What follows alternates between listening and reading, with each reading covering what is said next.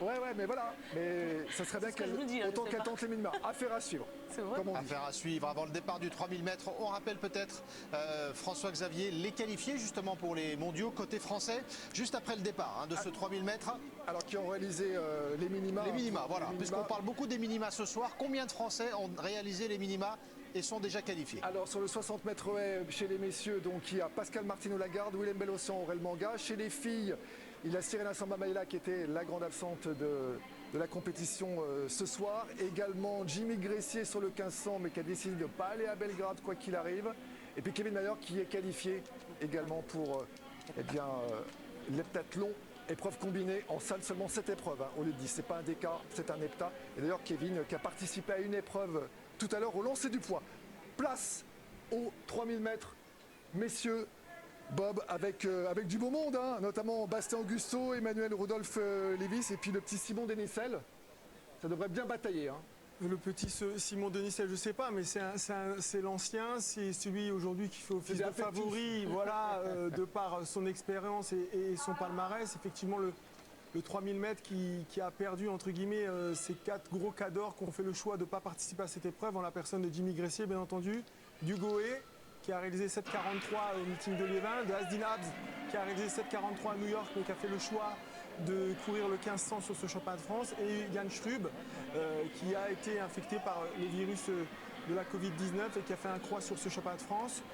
Simon Denisel, tout le monde le connaît dans le milieu de l'athlétisme, mais plus spécifiquement dans le demi-fond. C'est un athlète qui a réalisé 3,34 au 1500. Alors il a la particularité de les avoir fait en 2013 et il les a refait en 2021.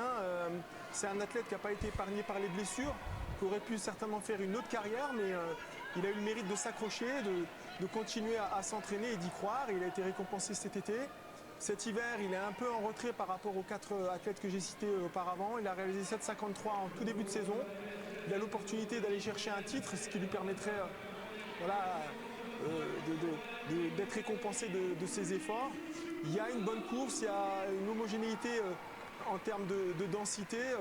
On n'aura pas forcément un gros chrono au bout, on aura une bonne bagarre certainement dans les 3/4 derniers tours, mais il ne faut pas s'attendre à une performance de niveau mondial. Ce qui est important dans ce type de course, c'est le placement, la tactique et d'attendre le bon moment pour placer l'attaque finale, pour aller chercher pourquoi pas un titre pour Simon Denisel et des accessibles pour les autres athlètes, dont certains, Augusto comme tu l'as cité, qui est un athlète en devenir qui progresse. Et voilà, donc ça va être intéressant de voir aussi comment Simon Denisel va gérer la pression en tant que favori sur cette épreuve. Voilà, Simon Denisel qui avait choisi de mener la course d'entrée de jeu. Là, c'est Maël Sicot du CIMA Pays d'Auray, le Breton, qui a décidé de reprendre les commandes dans ce 3000. Pour l'instant, c'est une course d'observation. Et pour l'instant, il n'y a pas vraiment de franche attaque qui a été décidée. Ça va être une course très tactique. Oui, ça va être une course pas forcément très tactique, mais il y a forcément des athlètes, comme on le voit avec Maël Sicot, qui décident un peu de secouer le cocotier parce qu'il veut quand même que ça court un petit peu pour justement émousser les finisseurs. On voit à l'écran la présence d'Emmanuel Rudolph Lévis, qui est le fils de Pierre Lévis. Emmanuel est un marathonien aguerri, il a fait moins de 2h12 sur marathon. Là, il vient un peu travailler sa vitesse. Donc, ça sera un des hommes à suivre. Et Margot Chevrier, la championne de France, ici même à Miramas aujourd'hui, qui a franchi 4,65, meilleure performance française de la saison. Elle a égalé le record du championnat de France en salle de Ninon Chapelle, qui a terminé 3e mais 2e au classement français. Le premier essai à 4,70 pour Margot Chevrier. Ce serait fabuleux si elle franchissait cette barre. Là, c'est un petit peu plus compliqué, Renaud, forcément, là, on atteint des...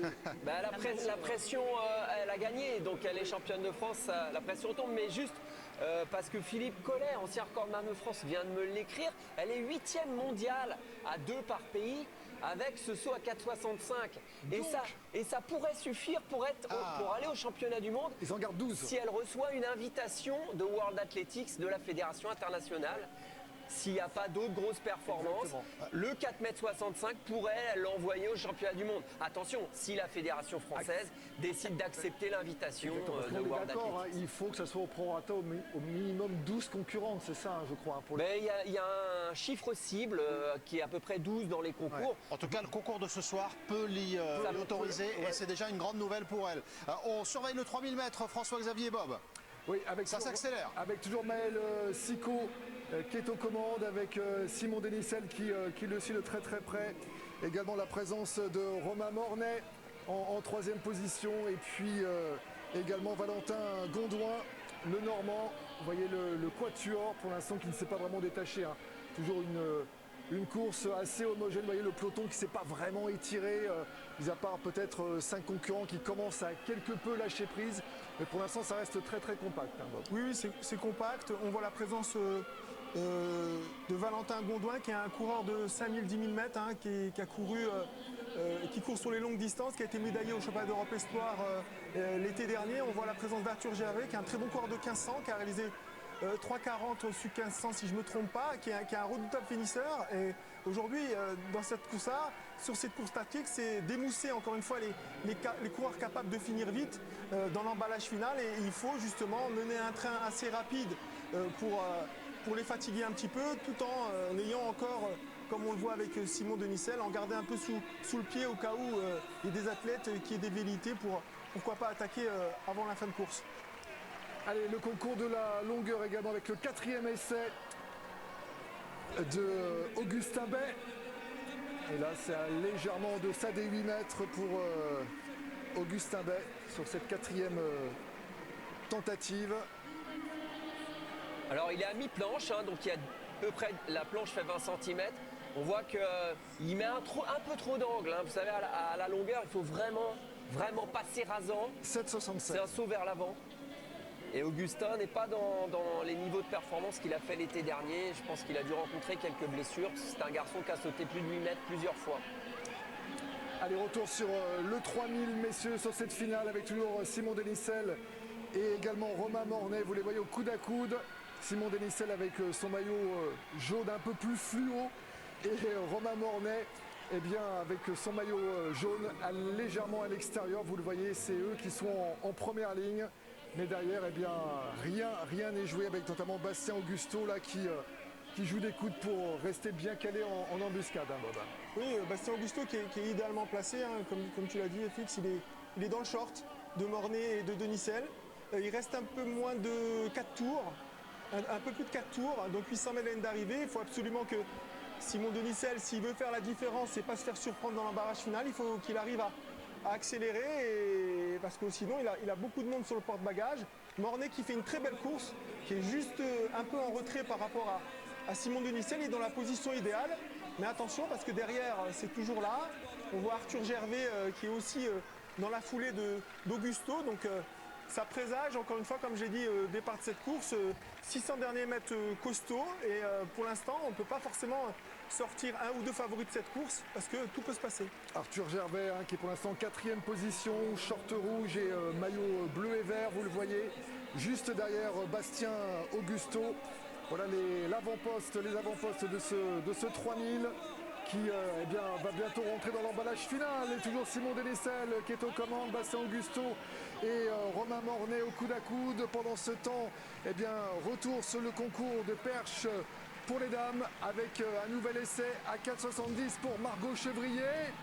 Non. Ça ne passe pas pour ce deuxième essai. Il nous restera encore une tentative pour aller chercher une nouvelle marque de référence et un nouveau record des championnats de France. Le concours qui a démarré depuis plus de 2 heures, François-Xavier. Donc la fatigue du côté de la perche. 8e essai pour Margot Chevrier de la soirée. Le dernier tour, Bob, des 200 derniers mètres avec Simon Denisel qui accélère. Mais Bastien Augusto qui lui répond. Oh, l'accélération dans la ligne droite opposée de Bastien Augusto qui essaie de mettre une mine à tout le monde. Mais attention, c'est pas fini. Arthur Gervais qui fait l'effort pour essayer de reculer. Bastien Augusto qui va serrer les dents jusqu'au bout pour aller chercher la victoire et le titre de champion de France. Superbe victoire, 7,59,97 pour Bastien Augusto. Superbe performance et superbe course, très très bien gérée, on l'avait dit. Il était en embuscade, il attendait son moment La cloche a retenti, 200 mètres de l'arrivée. Il a porté l'attaque, l'estocade. S'il y a bien une course à montrer dans les écoles d'athlétisme pour les entraîneurs qui entraînent des coureurs de demi-fond, il faut montrer comment Augusto a couru aujourd'hui. Il a surpris tout le monde, mais à demi-mot, parce que c'est un athlète qui est en devenir, qui progresse, qui a réalisé 7,56 cet hiver, je crois. Oui, exactement, 7,56, c'est une sacrée perf, mais surtout, tactiquement, il a couru comme il le fallait. Il s'est replacé au bon moment, sans paniquer. Il a attaqué ligne droite opposée, sans se désunir.